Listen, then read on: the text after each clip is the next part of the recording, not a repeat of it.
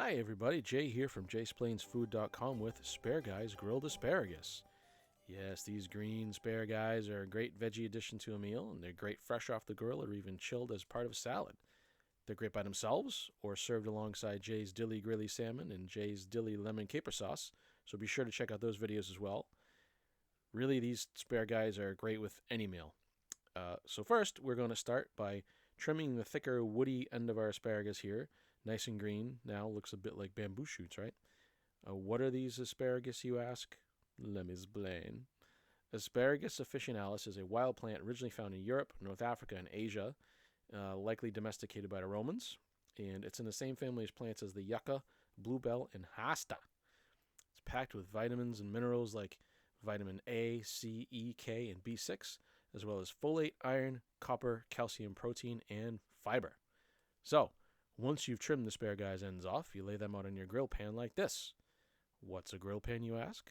Let me explain. A grill pan is a pan with little slots or holes in it, like these ones right here. And this type of pan is perfect for grilling veggies or types of small foods that might otherwise fall through the larger grill grates. If you don't have one, I highly recommend that you get one.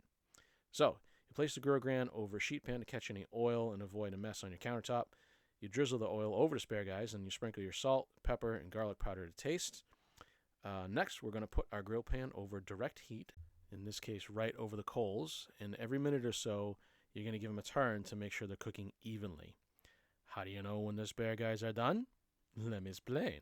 You can tell when the spare guys are properly cooked by watching for color changes.